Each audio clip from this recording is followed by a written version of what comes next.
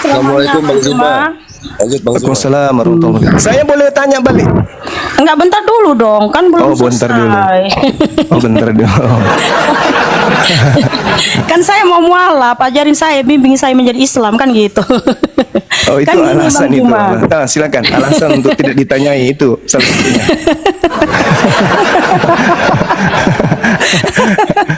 Oke, Jadi lanjut, gini lanjut, Bang lanjut. Juma, Oke, ya kan, silakan. simpel pertanyaan saya, kenapa saya tanya ke manusia? Karena manusia ini kan tidak ada ciptaan Tuhan selain kita yang sempurna, begitu sempurna banget gitu, bisa bicara, bisa berpikir, bisa Yes. berakal dan sebagainya.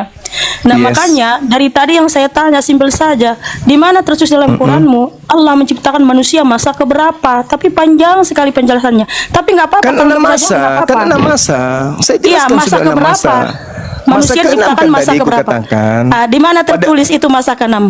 Di mana Oke, tertulis dalam Al-Quran? kita lihat sederhana. Kita lihat di dalam Al-Qur'anul Karim, surah Ya, silakan An-Naziat tunjukkan. ayat 33. Bismillahirrahmanirrahim. Mata allakum wali an'amikum fa idza ja'atit tammatul kubra. Lalu kemudian dikatakan begini.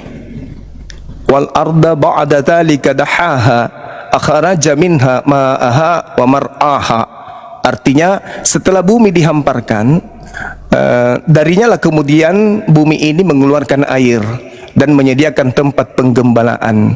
Wal jibala arsaha, gunung-gunung dia pancangkan dengan kokoh. Mata allakum wali an'amikum, semua itu disediakan untuk kesenanganmu dan untuk hewan ternakmu. Artinya bahwa pada masa ke-6 ini barulah manusia diciptakan. Setelah penyempurnaan keadaan bumi, gunung sudah dipancangkan, gunung sudah terbentuk, serta penciptaan daratan, pembentukan air dan munculnya tumbuhan. Kemudian gunung memiliki akar dalam tanah atau bisa disebut sebagai pasak kalau dalam bahasa fisika dan biologi. Kemudian fungsi gunung adalah menstabilkan kerak bumi, mencegah goyangnya kemudian tanah. Lalu kemudian dalam keadaan sesempurna itu, karena Allah sayang kepada manusia, barulah manusia diciptakan untuk menduduki alam yang begitu indah alias bumi ini yang sempurna. Karena tidak mungkin manusia diciptakan baru Allah menciptakan air. Manusia dulu baru matahari, manusia dulu baru yang lain. Pasti manusia dulu belakangan. Kenapa? Karena dia diminta untuk menaklukkan langit, menaklukkan udara, daratan dan juga lautan. Sehingga penyempurnaan semua ciptaan itulah baru manusia ditunjuk sebagai pemimpin untuk menaklukkan bumi ini. Begitu. Bang Juma yang terhormat, saya minta Yoi. tunjukkan datanya di layar. Di mana di situ Allah menciptakan manusia masa ke-6. Jangan Waduh. ceramah. Saya tidak berceramah. Jadi proses penciptaan di dalam Al-Quran itu, surah An-Naziat, saya sudah jelaskan tadi, di ayat 30 sampai ayat 33, Al-Quran menjelaskan, dan semua itu disediakan untuk kesenanganmu. Berarti di situ sudah terjadi penciptaan manusia. Mata allakum wali an'amikum, itu diciptakan untuk kesenanganmu. Berarti di situ sudah tercipta manusia pada fase ke-6. Al-Quran memang tidak seperti Bible. Kalau Al-Quran itu harus jelas karena dia hanya terjemah. Kalau Al-Quran itu kudu diimani dengan ilmu. Nah, syarat ilmunya adalah Al-Quran itu tidak kemudian menjelaskan aku ciptakan manusia hari pertama, hari kedua matahari. Enggak seperti itu. Al-Quran itu begitu ilmiah. Kenapa? Karena mengajak manusia untuk berpikir, mengajak manusia untuk menelaah, mengajak Al-Quran untuk mengurai isi Quran. Maka Al-Quran itu datang harus diurai isinya. Makanya dipelajari Quran itu, bukan hanya pelototin terjemahannya. Ketika dikatakan dalam Al-Quran, setelah penciptaan yang lain, masa pertama, masa kedua, masa ketiga, sampai pada masa terakhir, Al-Quran mengatakan wal arda ba'da dzalika dahaha. Setelah itu bumi dihamparkan untuk dihuni. Akhraja minha ma'aha wa mar'aha. Dari bumi itu dia mengeluarkan air dan menyediakan tempat penggembalaan. Tuh, sudah disediakan air, sudah disediakan, kemudian dihamparkan untuk dihuni. Terakhir dikatakan wal jibala arsaha mata allaku wali an'amikum. Gunung-gunung dipancangkan dengan kuku. Semua itu mata allakum, untuk kesenangan kamu, wali an'amikum, dan hewan ternakmu. Artinya sudah siap, bumi ini sudah lengkap semua airnya, tumbuhannya semuanya, barulah manusia dicipta sebagai pemimpin di tempat itu. Jadi seibarat rumah, saudari Mikana, sebelum kita tinggal di tempat itu, rumahnya dibuat dulu. Rumah di atap, pondasi, dinding, tiang, atap, kemudian di lantai, pintu, jendela. Setelah siap, barulah dikatakan mata allakum wali an'amikum. Tempat ini semua disediakan untuk kesenanganmu dan hewan ternakmu. Seperti itu. Tapi kalau Anda mau mengatakan, kok enggak seperti di kitab kami pada hari pertama, inilah hari pertama. Oh enggak, Al-Quran sifatnya adalah mengajak manusia untuk menelaah, mentadabburi, mengurai isinya, bukan kemudian terima saja gitu. Inilah yang dikatakan kalamullah, kalam Allah, seperti itu. Lanjut. Cuma saya Iya. tadi tunjukkan data di mana Bang Juma berkata masa ke-6. Di mana itu tertulis dalam Al-Quran? Juma, tolong tunjukkan di layar. Ya Allah, Ada ya nggak di situ Karim. tertulis? Ya, ya Allah ya Karim. Jadi begini, simpel, tunjukkan datanya. Saudara Mikana, Al-Quran surah An-Naziat ayat 27 itu adalah masa pertama. Apa yang dikatakan kemudian? An antum asyaddu khalqan amis sama banaha. Itu yang diterangkan dalam Al-Quran tuh. Jadi dijelaskan, apakah penciptaan kamu yang lebih hebat ataukah langit yang telah dibangunnya? Nah, penciptaan langit ini yang pertama. Rafa'a samkaha fasawwaha. Dia telah meninggikan bangunannya lalu menyempurnakannya. Jadi yang pertama itu seperti Big Bang, meledak dia, tak, akhirnya antara satu komponen dan satu komponen yang lain itu saling menjauh satu sama lain. Itu masa pertama. Itu yang perlu Anda pahami. Jadi masa kedua itu ada di ayat kedua 28. Masa ketiga di ayat 29. Apa yang dikatakan pada masa ketiga itu? Wa azqa lailaha wa akhraja duhaha. Dia menjadikan malamnya gelap dan menjadikan siangnya terang.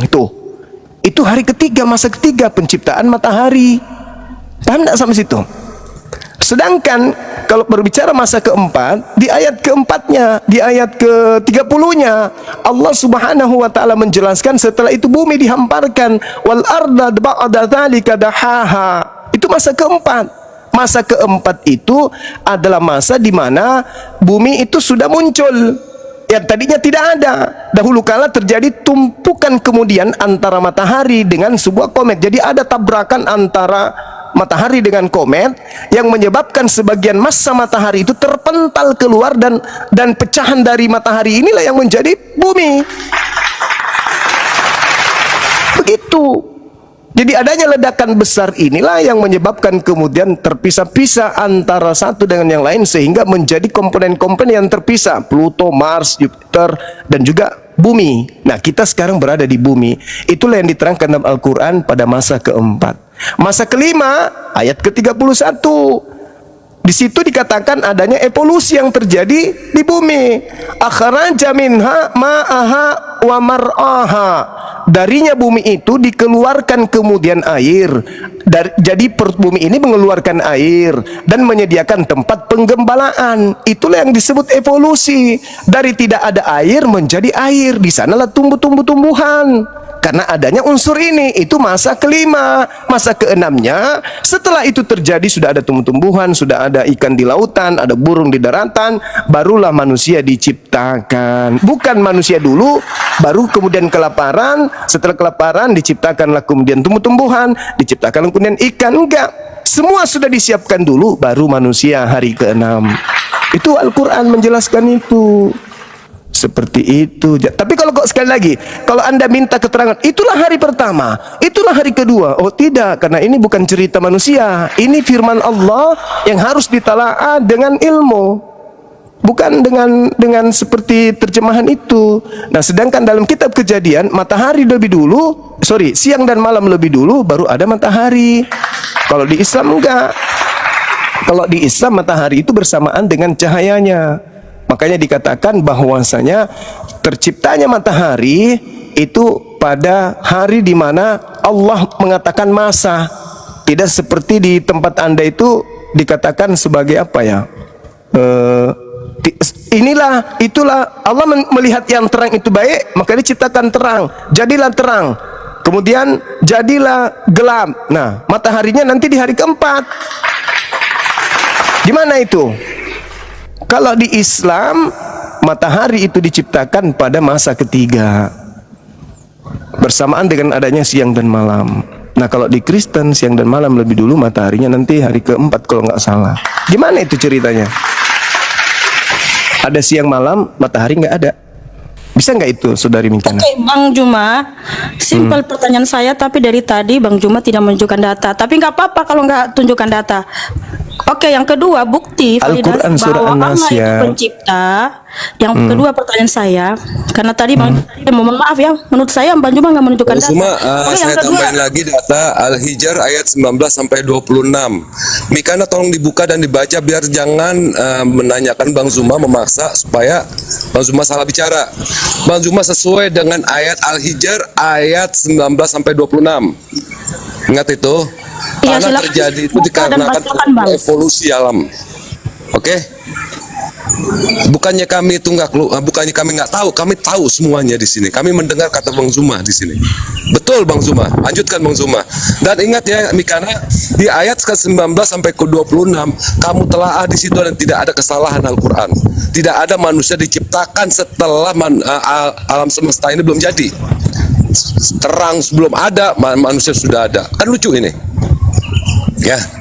Tolong ditelaah ayat Al-Hijr surat ke-15 ayat ke-19 sampai ke-26. Kamu teliti di situ. Setelah itu silakan tanya lagi Bang Zuma. Silakan Afdal Akhina. mohon Iya, maaf iya. Bang Udin, bisa tunjukkan datanya Al-Hijr tadi? Ada nggak di situ tertulis Allah menciptakan manusia masa ke-6? Min salsalin di situ dikatakan diciptakan dari tanah ayat yang ke-26. Sebentar Bang, izin. Bang Mikana nih maunya gimana? Di open cam gitu, tunjukin datanya layar gitu di layar. Iya, dibacakan dong, tunjukin ayatnya. Kan sudah, kalau dibacakan sudah sama Gurunda Bang Juma tadi sama Bang Ada Udin juga ditunjukin di sudah. layar, ada nggak di situ tertulis? Ya, tunjukkan layar. Oke, kalau mau tunjukkan bisa tunjukkan, bisa loh. Kalau Bang Juma suruh open cam saya open. Iya, silakan dibuka aja ayat suci Al-Qur'annya. Silakan. Jadi Mau Al-Hijr atau An-Nasyat itu sama aja sih. gini Mikana, saya kasih analogi Mikana ya. Kalau kita pindah ke rumah, kalau pindah rumah pasti siapkan rumahnya dulu ya kan, siapkan rumahnya dulu, tempatnya baru, tujuannya, jalannya, baru kita pindah. Sama seperti Allah menciptakan manusia itu kebutuhan manusia dulu baru diciptakan, baru manusia. Saya sangat Tuhan setuju, manusia Bang. dulu Saya sangat setuju. diciptakan. Ini Tapi siapa kalau Simon ini? setuju- Kristen apa Islam? Sabar. Ini Simon ini Kristen apa Islam? Kalau Orang setuju, Islam. kalau setuju Hah? kenapa Kamu Islam? iman kepada kitab Kejadian? Mu'alaf beliau, mu'alaf. Enggak, pendeta Simon. Oh, mualaf. Oh, pantas. Karena panggil Allah sih. Ya, silakan tunjukkan datanya, Bang. Tuh, Surat berapa Gurunda? An-Nasyat, kita ambil An-Nasyat atau Al-Hijr. An-Nasyat di ayat 27 Nasyat. sampai ayat 33. Sebentar, surat ke berapa tuh ya?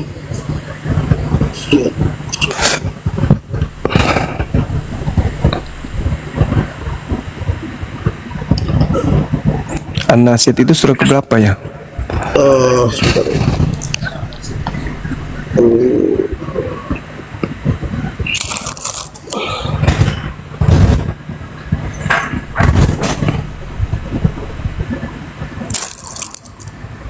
Oh. Ya, surat 79 dia, Gurunda. Iya, ditunjukkan aja. Ayat ke berapa Gurunda? 27 sampai 33. Sorry, 27 ya.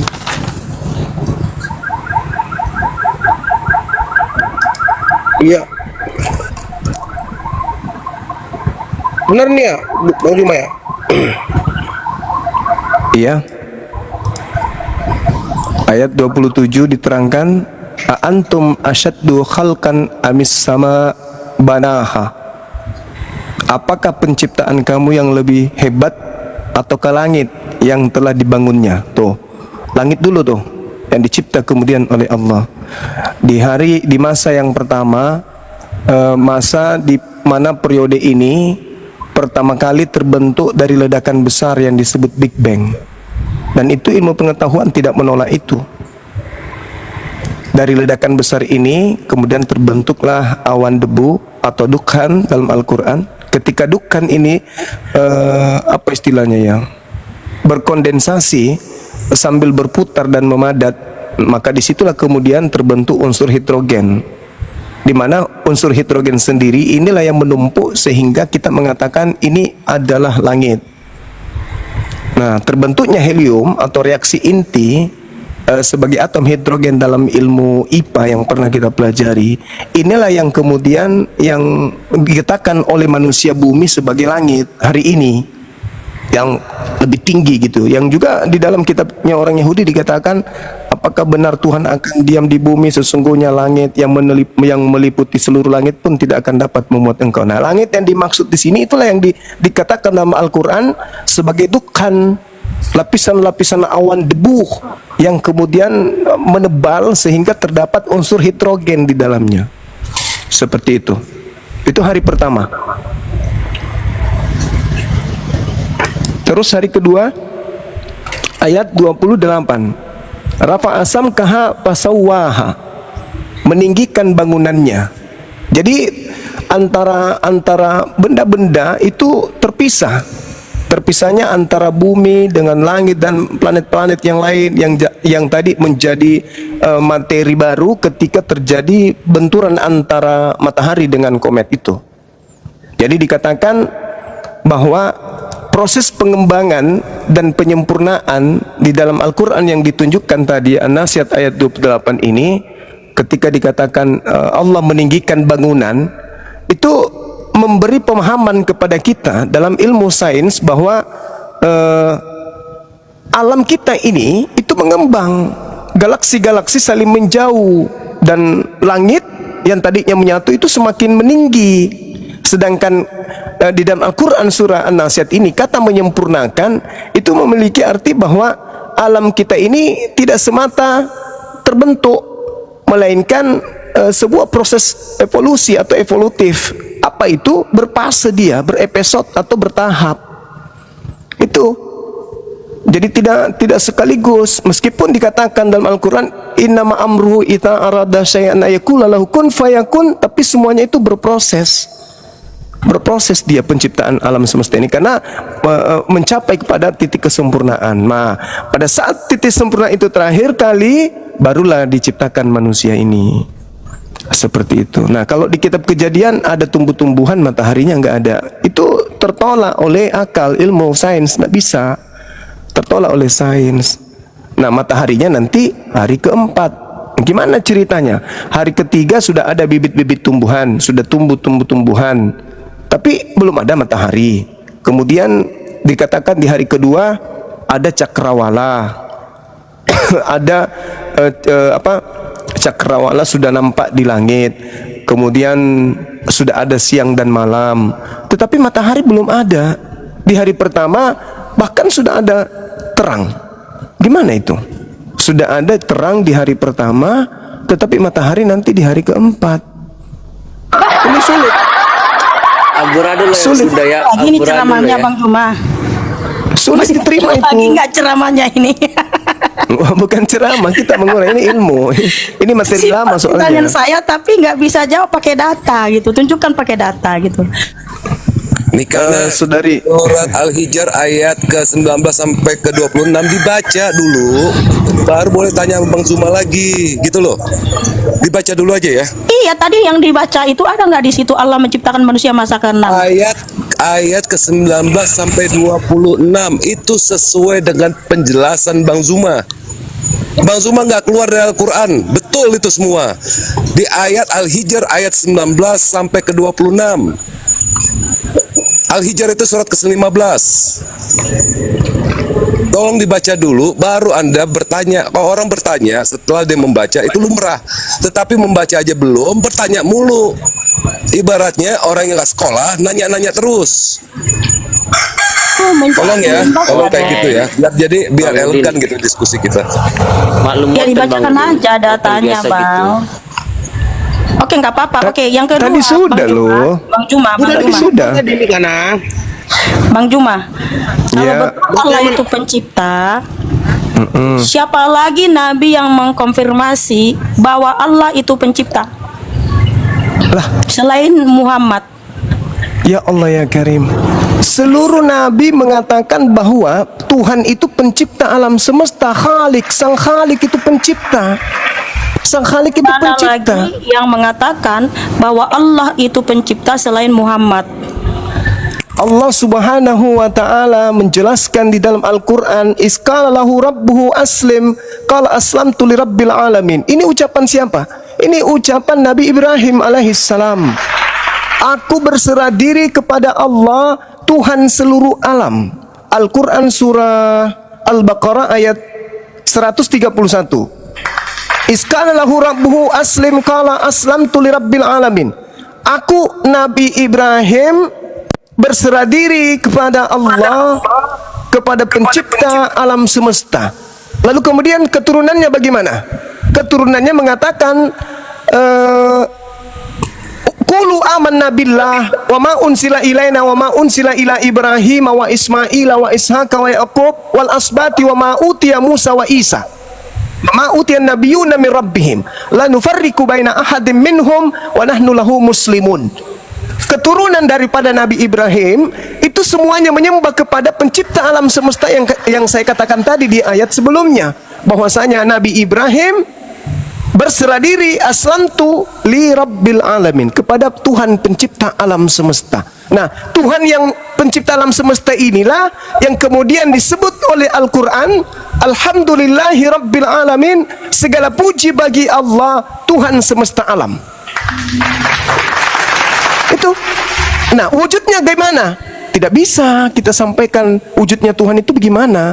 2 Samuel 7:22, tidak ada yang serupa dengan Tuhan. Tidak ada. Tidak ada yang serupa dengan Tuhan.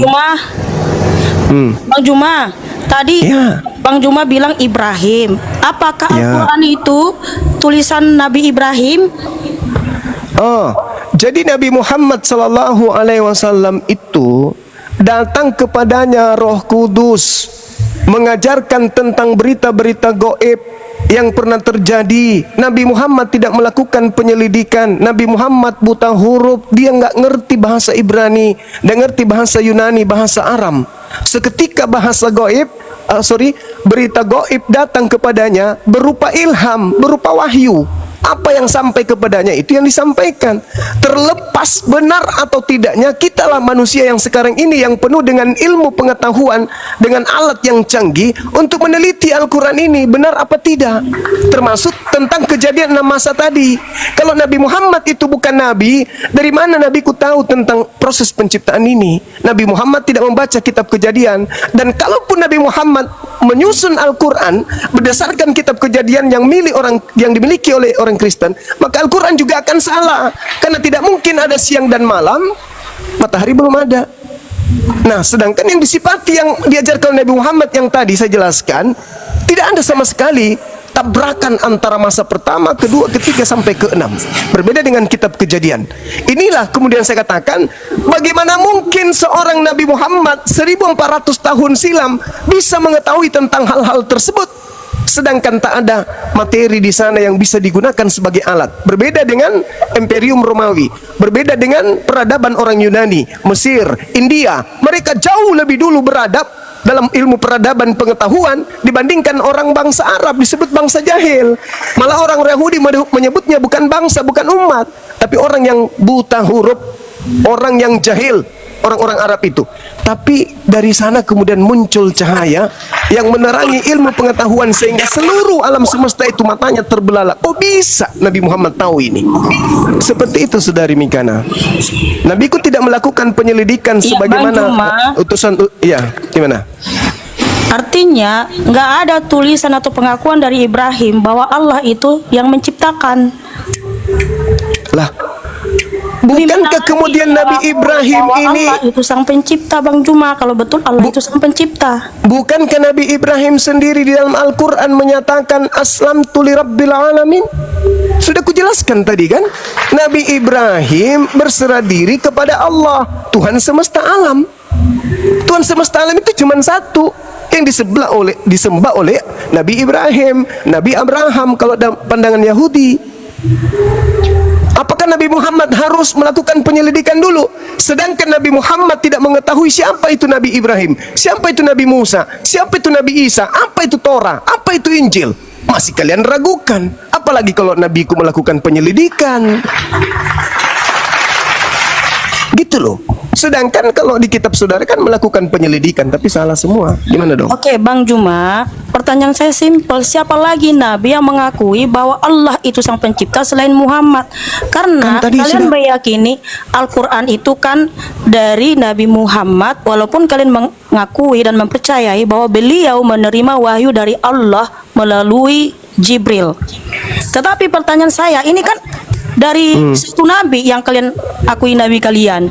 Nah, pertanyaan saya, ada lagi nggak nabi yang lain yang mengakui dan menuliskan dalam satu kitab bahwa Allah itu sang pencipta?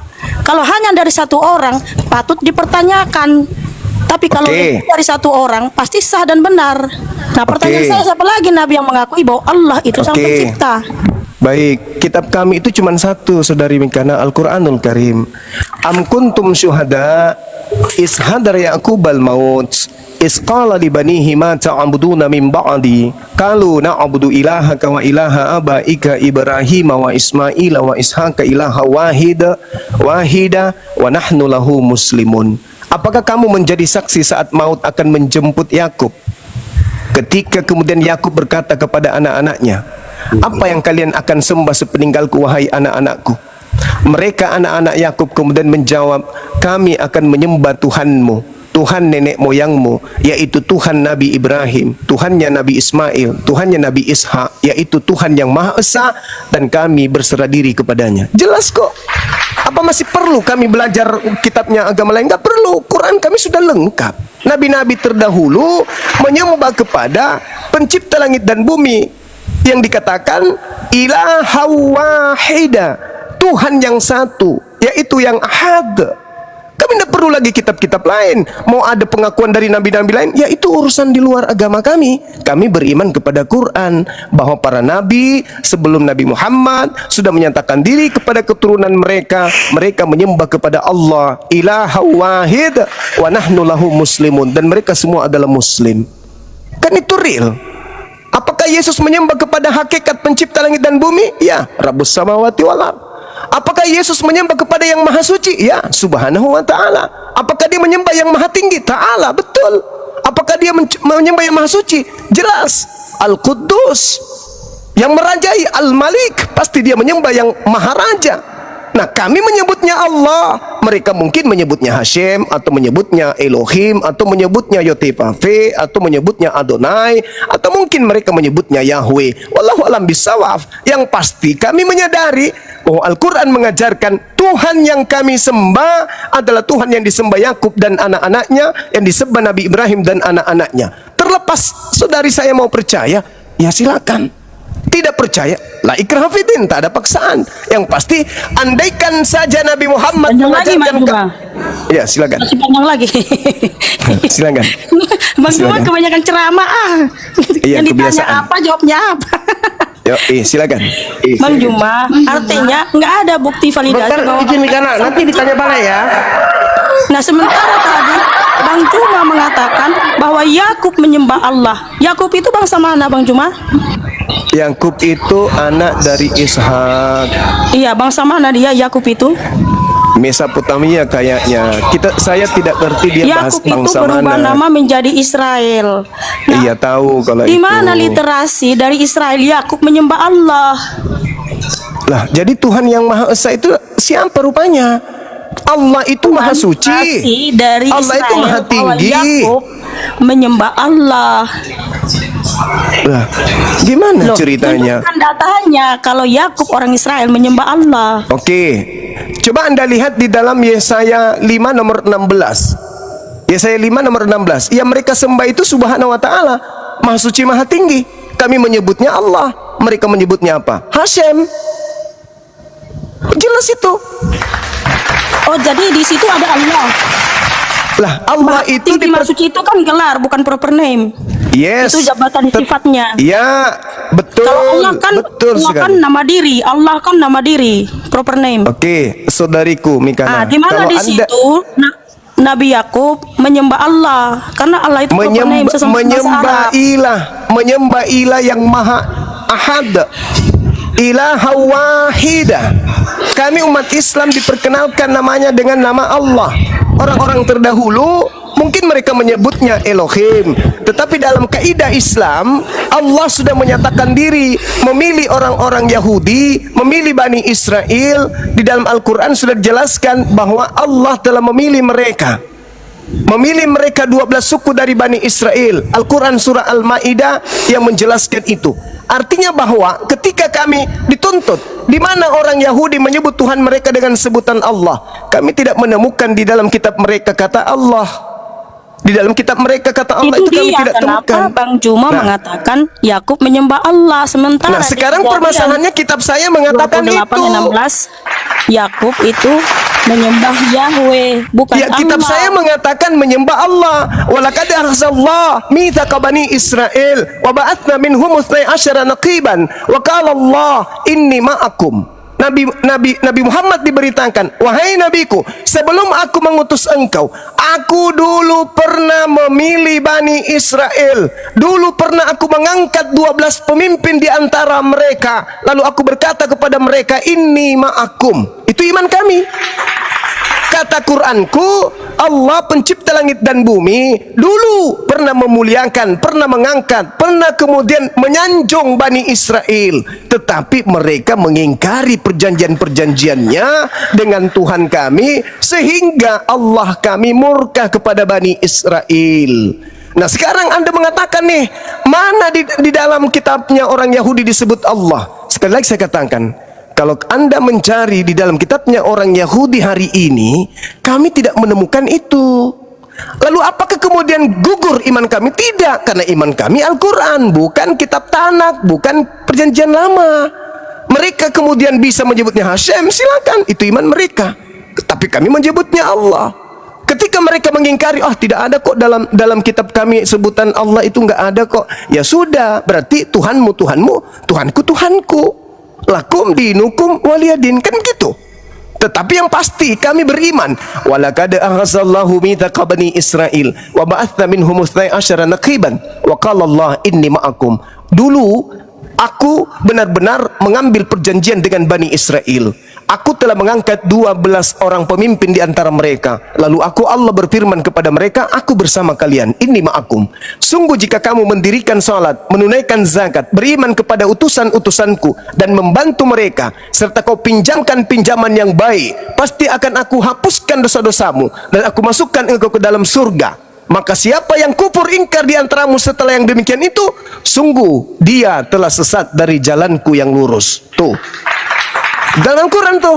Tapi Anda mengatakan nggak ada kok di dalam kitabnya orang Yahudi. It's okay, nggak masalah. Itu kitabnya mereka, kitabnya kami, kitabnya kami. Bang, izin bang, Kan begitu. aku pernah baca bang, ya pernah ngobrol-ngobrol dengan AI.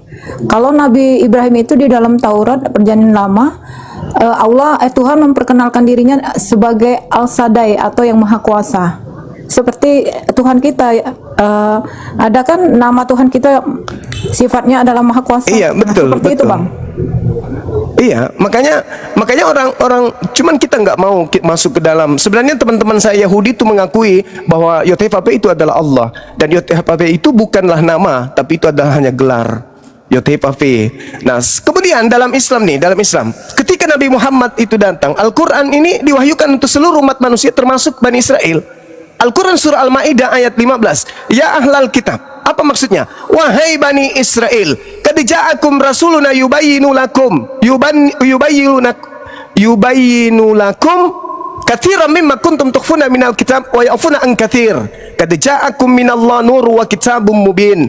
Wahai ahli kitab. Nah, dipanggil tuh orang yang pernah diwahyukan Torah, Zabur, Injil kepada mereka.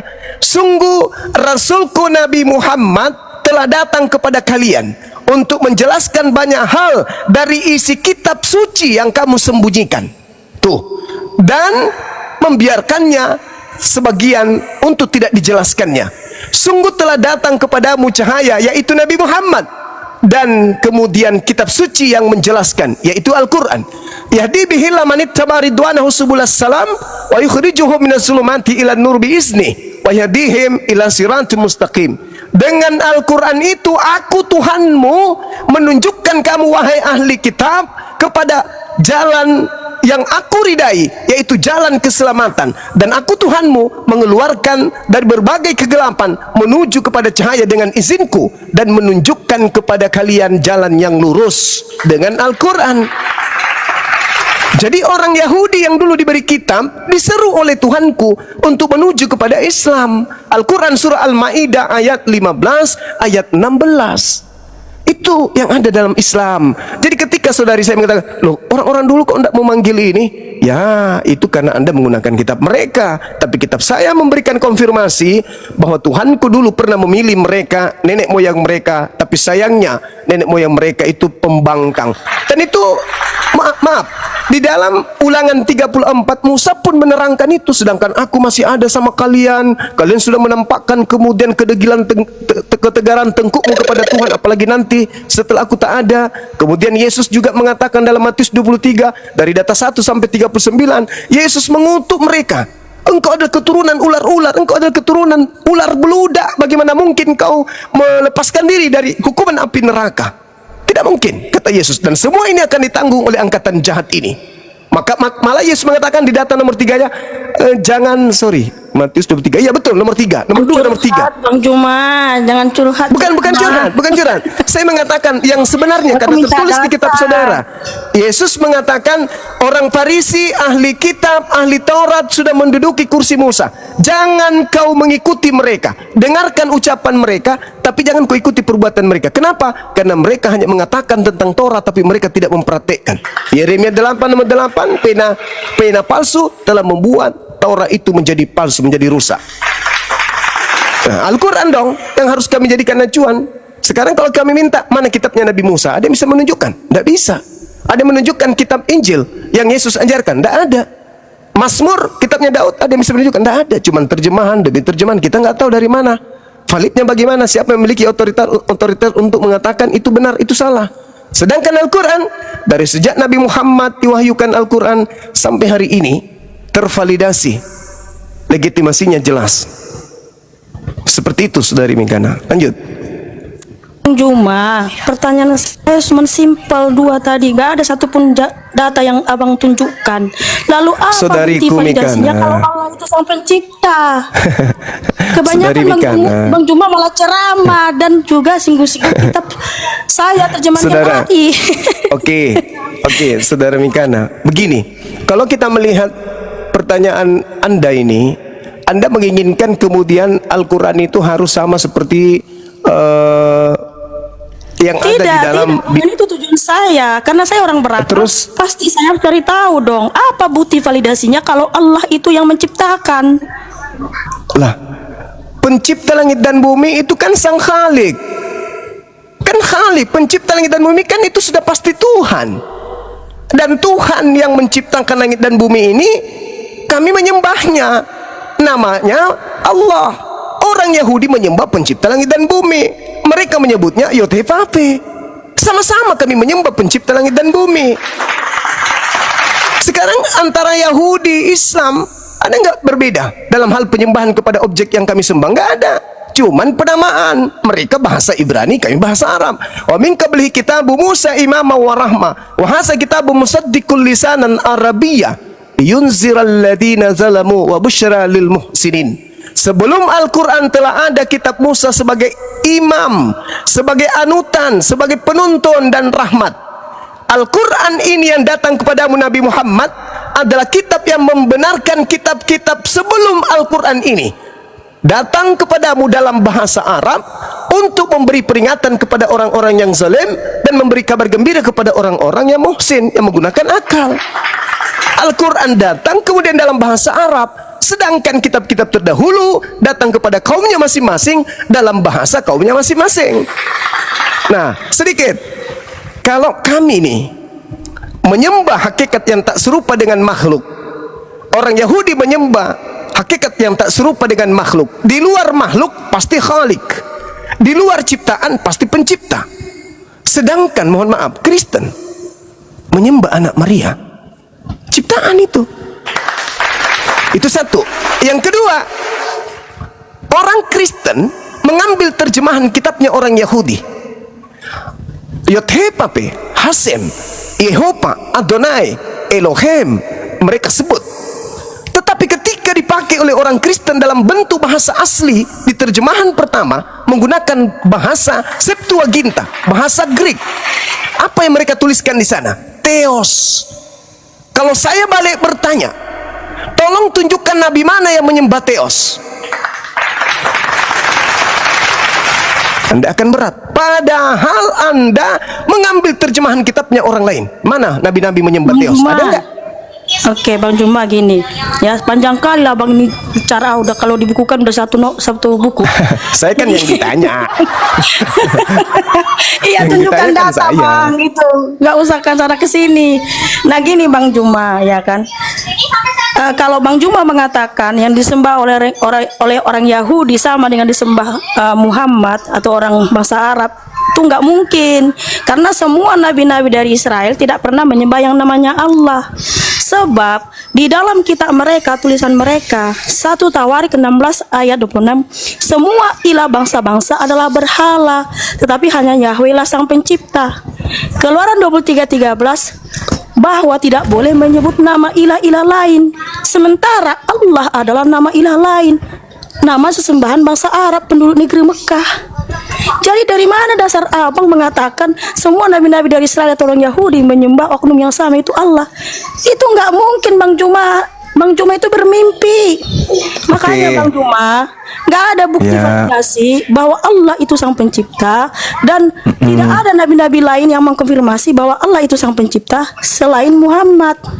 Oke, baik. Jadi posisi yang ada di sini adalah hanya kata alif lam lam ha, dan itu tidak pernah disebutkan kemudian di dalam kitabnya orang Yahudi. Boleh Anda menolak Saya tidak Allah. pernah sebutkan, mohon maaf, saya tidak bilang tidak pernah sebutkan.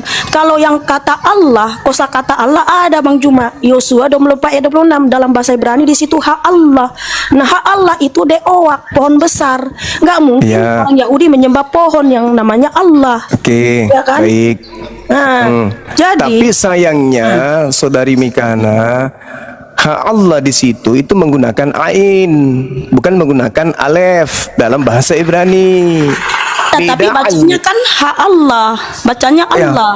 bukan. Di situ ain yang digunakan. Ain yang digunakan Bacanya di situ, Allah, sorry. Bang. Di situ Kalau- bacanya Allah. Iya, Allah. Artinya Dia menggunakan dewa. Allah. Dia Dewa. menggunakan huruf dalam bahasa Ibrani yaitu ain.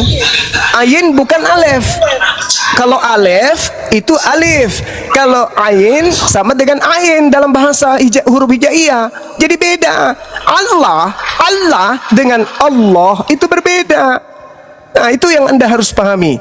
Jadi kalau misalnya saudari saya ini mencari kata Allah di dalam bahasa Ibrani, Anda tidak akan temukan.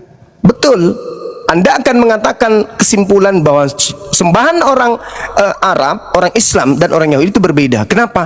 Karena soal penyebutan nama. Kita sepakat di situ. Sepakat di situ. Tapi kalau berbicara tentang hakikat, ada nggak yang bisa membantah hakikat Tuhannya yang disembah oleh Nabi Ibrahim, Nabi Ishak, Nabi Yakub, Nabi Ismail, Musa dan Isa? Ada nggak yang bisa membuktikan bahwa hakikatnya berbeda dengan Tuhan yang disembah oleh umat Islam hari ini? Ayo, Cuma ini yang kita disembah berbicara bukan hakikat dulu. Hakikat kok, hakikat pula yang disembah. Lah, Bang Juma, orang Israel, semua nabi-nabi dari Israel tidak pernah yang menyembah ilahnya bangsa Arab. Karena apa? Di dalam kitab mereka semua ilah bangsa-bangsa adalah berhala.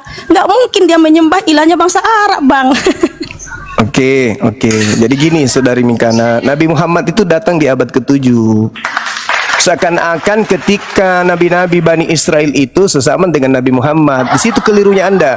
Andai saja Nabi Muhammad sesama dengan nabi-nabi Yahudi, misalnya Nabi Musa turun nih memperkenalkan kemudian Yod-He-Vav-He, Nabi Muhammad turun juga memperkenalkan juga Allah. Anda boleh mengatakan seperti itu. Sayangnya, seketika pencipta langit dan bumi selesai berkarya kepada Bani Israel, apakah masih ada karyanya lagi?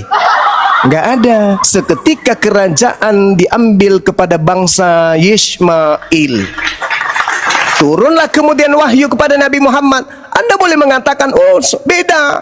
Ingat, yang disebutkan ilah-ilah lain itu yang disembah oleh dewa Athena, oleh orang-orang Athena, oleh orang-orang Roma. Karena yang hidup berdampingan dengan orang-orang Israel itu Bani Edom, orang-orang Barat, orang-orang Roma, orang-orang Yunani. Maka yang dimaksud dalam Ulangan 13 nomor 1, nomor 2, 2, 3 itu adalah dewa-dewanya orang Roma, orang Mesir, orang Yunani. Itu yang dimaksud itu. Sedangkan Paulus datang, kita lihat dalam kisah para rasul. Sabar. Oh, masih Di dalam panjang kisah ceramahnya. di dalam kisah para rasul 17, sabar dulu.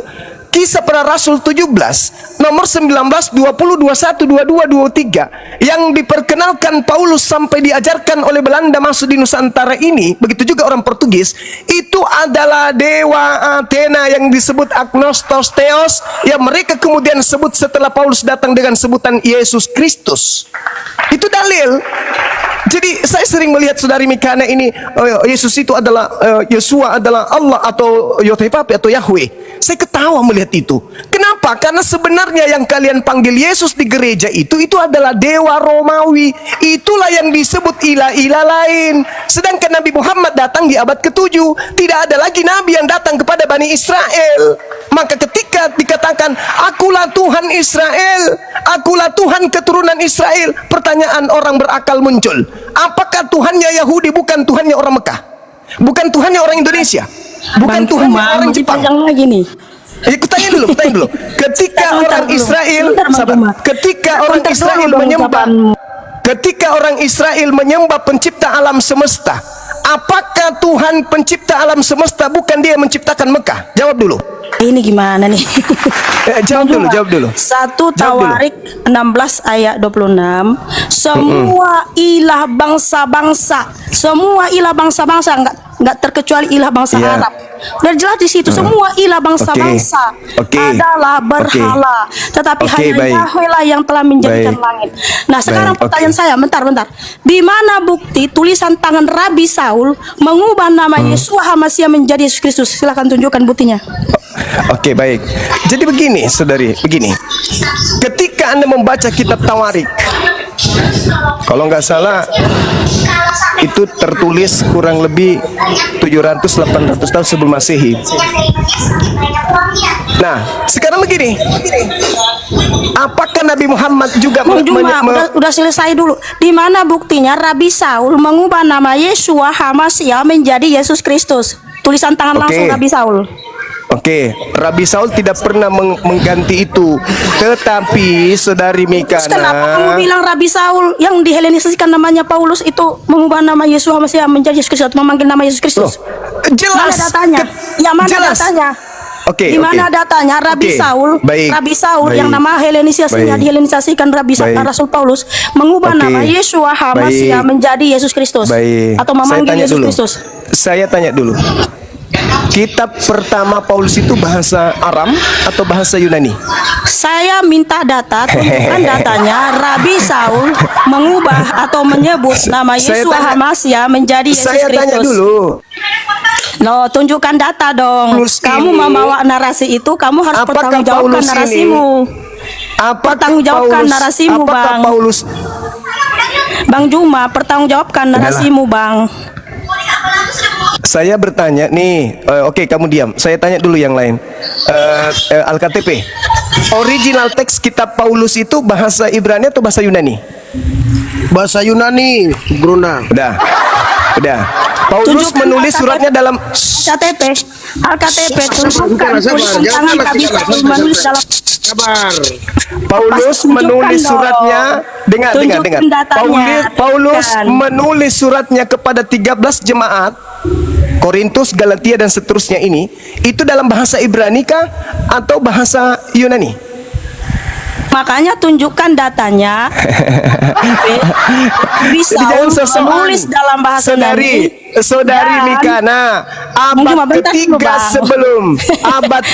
sebelum Masehi, abad ketiga sebelum Masehi, orang-orang Yahudi itu sudah tidak bisa bahasa Ibrani. Bang Juma, Apalagi Paulus. Paulus menulis surat dalam bahasa Yunani. Sudah Bang pasti Juma. ketika Paulus, sabar. Sudah pasti ketika Paulus. Tunjukkan datanya, Bang. Tunjukkan datanya, Bang. Rabi Saul memanggil Yesus Hamasia menjadi Yesus Kristus. Jadi dia menyebut dengan panggilan Yunani atau bahasa Ibrani, Paulus ini. Makanya menyebut tunjukkan Yesus. datanya. Kenapa Ya, Abang sekarang menarasikan? sekarang si kalau begitu Paulus, tolong ya, tunjukkan datanya Paulus memanggil Yesus menulis bahasa Kristus. Ibrani. Loh, harusnya Manuskrip kamu yang bahasa nunjukkan Ibrani, dong. surat Paulus ada enggak? Kan kamu bilang Yesus Hamasia diganti menjadi Yesus Kristus. Kamu Oh tunjukkan jelas datanya, itu, Bang. itu udah pasti. Iya, Itu tunjukkan sudah datanya. Pasti. Tunjukkan Itu tulisan sudah tangan pasti. Rabi Saul. Tunjukkan. Itu udah pasti. Tunjukkan. Kenapa? Tunjukkan Dengarkan tulisan teman-teman. tangan Saya Rabi tidak butuh. Saul. Saya tidak butuh Anda. Saya tidak butuh Anda. Mau tahu?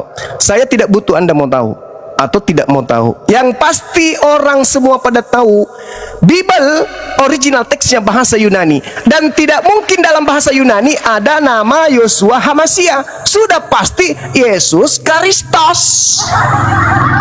Tanya tunjukkan. Jangan memperbodoh diri. Rabi Saul, Bang. Jangan memperbodoh diri. Iya, tunjukkan Jangan memperbodoh tulisan tangan diri. langsung. Saudara-saudara, ketika Tunjukkan Paulus Alkitabnya. menunjuk dirinya, diturunkan Bang aja kalau Juma. bisa ya. Oh, Saudara Allah, Mikana, Bang Anda Juma. turun aja dulu. Yunani tante. Dibawa aja dulu, Anda Yunani, tidak ada ilmu. Tante. Anda bertanya 1000 pertanyaan, tapi Anda nggak mau ditanya. Jadi gini, saudara-saudara sekalian, ya. Orang kalau sudah kehilangan arah, saya tahu Mikana ini sudah kehilangan arah. Entah dia mau jadi ateis, entah dia mau jadi agnostik dan seterusnya, atau entah dia mau menjadi muslimah. Dia datang ke sini itu untuk tahu Islam. Tetapi karena dia adalah penyembah manusia dari Athena bernama Kristus yang adalah dewa Agnostos Theos, dia berupaya untuk membodohi dirinya. Seakan-akan Paulus itu rabi, matamu suwe. Siapa yang mengatakan kemudian Paulus itu rabi? Rabi Saul. Kalau kau mengatakan Rabi Saul, Kisah Para Rasul 13 nomor 1, Rabi Saulmu itu nabi palsu. Saul, sang rabi palsu itu sudah disebut nabi di situ. Nggak malu kau? Kalau kau mau jadi Islam, mau cari tahu Islam, jangan ngotot. Karena saya lebih paham Biblemu daripada you. Saya lebih paham Bible daripada you. Original teks kitabmu itu, manuskrip tertuanya itu bahasa Greek, Koine, bukan bahasa Aram, apalagi Ibrani. Boro-boro Paulus menulis bahasa Ibrani. Tujuan daripada kitab Tanakh di abad ketiga oleh Ptolemy II diterjemahkan dalam bahasa Septuaginta itu apa? Karena orang-orang Ibrani yang hidup di bangsa asing sudah tidak bisa pakai bahasa Ibrani, sudah tidak ngerti bahasa Ibrani. Bahkan hari ini bahasa Ibrani itu adalah bahasa suci, bahasa sakral yang hanya bisa digunakan ketika mereka membaca kitab mereka. Sehari-hari mereka menggunakan bahasa Aram. Bahasa Ibrani digunakan pada saat mereka hanya ibadah. Harus tahu itu. Pandai-pandaian Paulus ngirim surat ke Roma menggunakan bahasa Ibrani. Pret! Bahasa Yunani aja belum tentu ngerti. Bahasa Ibrani pula Paulus. Paulus menulis bahasa Ibrani untuk siapa? Aku menulis suratku dalam bahasa Ibrani untuk siapa? Tuyul. Galatia 1 nomor 15. Aku diutus sebagai rasul kepada non-Yahudi. Terus Paulus diutus kepada non-Yahudi dengan surat bahasa Ibrani. Kurobek juga mulut kau nanti Mikana. Kau kalau mau belajar Islam, lepaskan doktrin. Jangan jadi bodoh permanen. Bedakan ketika engkau masih onyeng dengan kau status belajar. Kau masih, sekarang ini kau ada di persimpangan. Karena kau jengkel dengan sesamamu onyeng. Karena antara satu dengan yang lain saling serang satu sama lain. Ada yang mengatakan Yesus Tuhan, ada yang mengatakan bukan Tuhan. Ada yang mengatakan salib karya iblis, ada yang mengatakan tidak. Kau bingung kan? Nah, kalau kamu ingin mencari kebenaran, lepaskan keegoanmu. Tidak mungkin Paulus menulis suratnya dalam bahasa Ibrani kepada orang Roma. Kuclo. Bagaimana mungkin? Bahasa Ibrani Yunani aja mereka nggak paham, kok bahasa Ibrani pula mau dikasih. Sedangkan orang-orang Ibrani saja, orang-orang Yahudi saja yang tinggal di tengah-tengah Roma sudah nggak bisa bahasa Ibrani. Ini orang Roma dikirimi surat pakai bahasa Ibrani. Pret! Dasar penipu. Jangan begitu dong. Diskusi itu saya sabar menjelaskan bagaimana Anda bertanya tentang Tuhanku, bagaimana Anda bertanya tentang Quranku, bagaimana Anda bertanya tentang Nabiku, bagaimana Anda bertanya tentang proses penciptaan dalam Al-Quranku. Aku jelaskan. Berharap engkau pintar.